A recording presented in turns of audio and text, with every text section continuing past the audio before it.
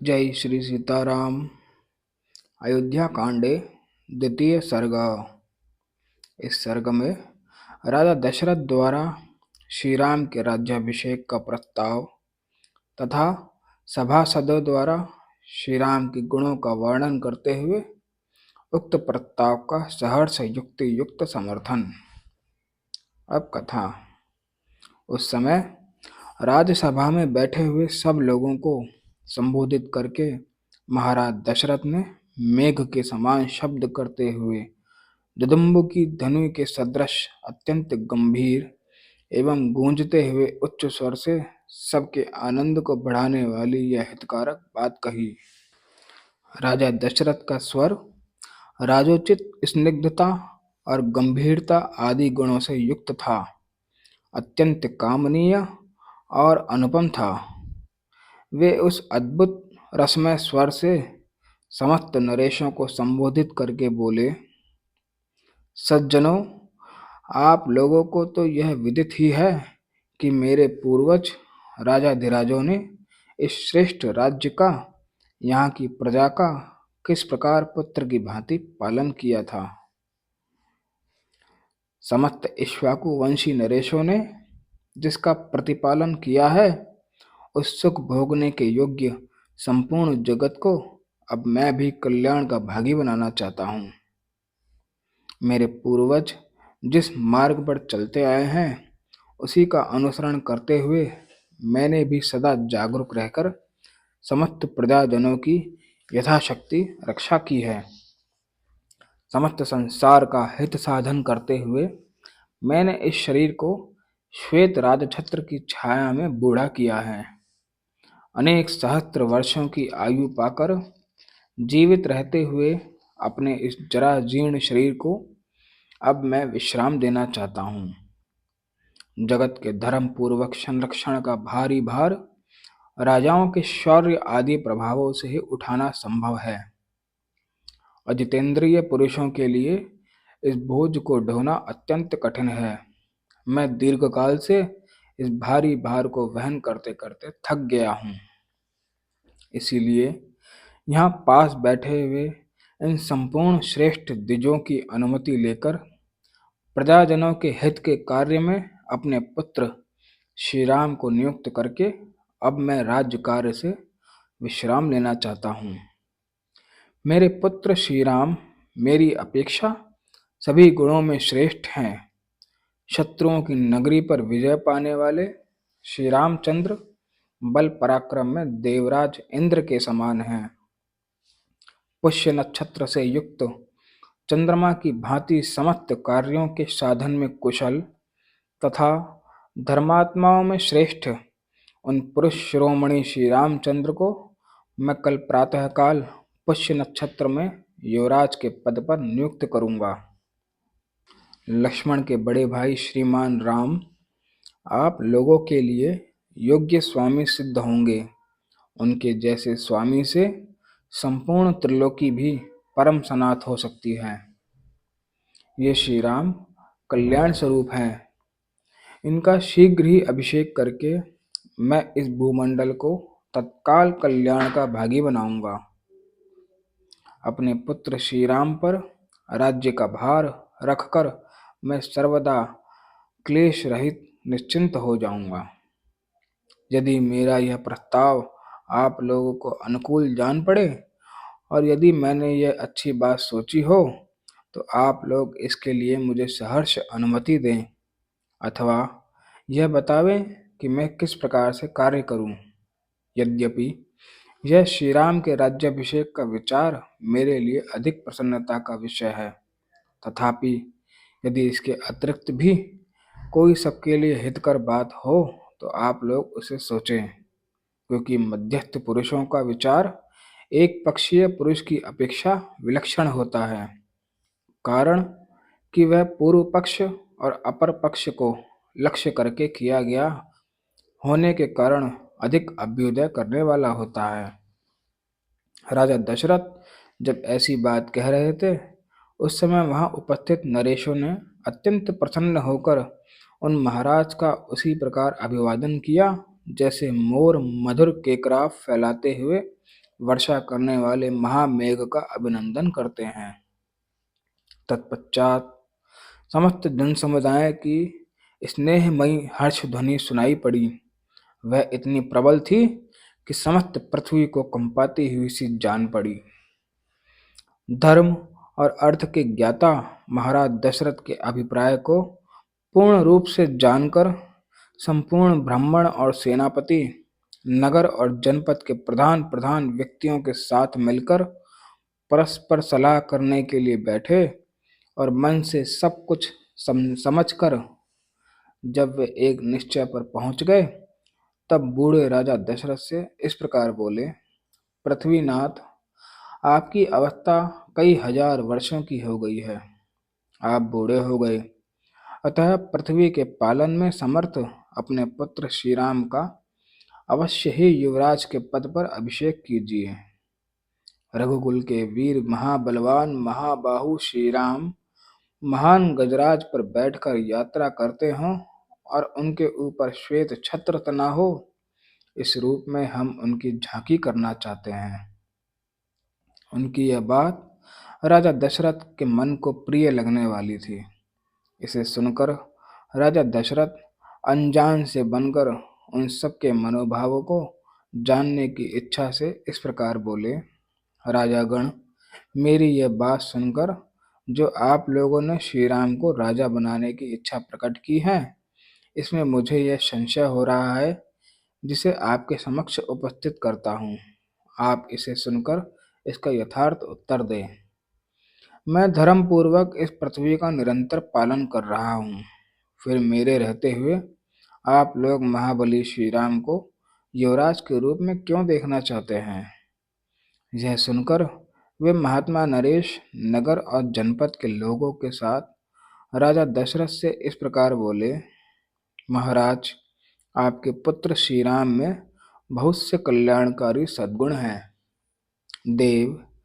देवताओं के तुल्य बुद्धिमान और गुणवान श्री रामचंद्र जी के सारे गुण सबको प्रिय लगने वाले हैं और आनंददायक हैं। हम इस समय उनका यत्किंचित वर्णन कर रहे हैं, आप उन्हें सुनिए। प्रजानाथ, सत्य पराक्रमी श्री राम देवराज इंद्र के समान दिव्य गुणों से संपन्न हैं। इक्ष्वाकु कुल में भी ये सबसे श्रेष्ठ हैं। श्री राम संसार में सत्यवादी, सत्यपरायण और सत्पुरुष हैं। साक्षात श्री राम ने ही अर्थ के साथ धर्म को भी प्रतिष्ठित किया है। ये प्रजा को सुख देने में चंद्रमा की और क्षमा रूपी गुण में पृथ्वी की समानता करते हैं। बुद्धि में बृहस्पति और बल पराक्रम में साक्षात सचिपति इंद्र के समान हैं। श्री राम धर्मज्ञ, सत्य प्रतिज्ञ, शीलवान, अदोषदर्शी, शांत, दीन दुखियों को सांत्वना प्रदान करने वाले, मृदुभाषी, कृतज्ञ, जितेंद्रिय, कोमल स्वभाव वाले, स्थिर बुद्धि, सदा कल्याणकारी, असूया रहित, समस्त प्राणियों के प्रति प्रिय वचन बोलने वाले और सत्यवादी हैं। वे बहुश्रुत विद्वानों, बड़े बूढ़ों तथा ब्राह्मणों के उपासक हैं। सदा ही उनका संग किया करते हैं। इसीलिए इस जगत में श्री राम की अनुपम कीर्ति, यश और तेज का विस्तार हो रहा है। देवता, असुर और मनुष्यों के संपूर्ण अस्त्रों का उन्हें विशेष रूप से ज्ञान है। वे सांग वेद के यथार्थ विद्वान और संपूर्ण विद्याओं में भली भांति निष्णात हैं। भरत के बड़े भाई श्री राम गांधर्व वेद संगीत शास्त्र में भी इस भूतल पर सबसे श्रेष्ठ है। कल्याण की तो वे जन्मभूमि है। उनका स्वभाव साधु पुरुषों के समान है। हृदय उदार और बुद्धि विशाल है। धर्म और अर्थ के प्रतिपादन में कुशल श्रेष्ठ ब्राह्मणों ने उन्हें उत्तम शिक्षा दी है। वे ग्राम अथवा नगर की रक्षा के लिए लक्ष्मण के साथ जब संग्राम भूमि में जाते हैं, उस समय वहां जाकर विजय प्राप्त किए बिना पीछे नहीं लौटते। संग्राम भूमि में हाथी अथवा रथ के द्वारा पुनः अयोध्या लौटने पर वे पूर्ववासियों से स्वजनों की भांति प्रतिदिन उनके पुत्रों, अग्निहोत्र की अग्नियों, स्त्रियों, सेवकों और शिष्यों का कुशल समाचार पूछते रहते हैं। जैसे पिता अपने औरस पुत्रों का कुशल मंगल पूछता है, उसी प्रकार वे समस्त पुरवासियों से क्रमशः उनका सारा समाचार पूछते हैं।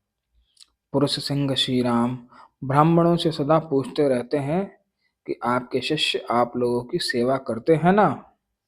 क्षत्रियों से जिज्ञासा करते हैं कि आपके सेवक कवच आदि से सुसज्जित हो आपकी सेवा में तत्पर रहते हैं ना।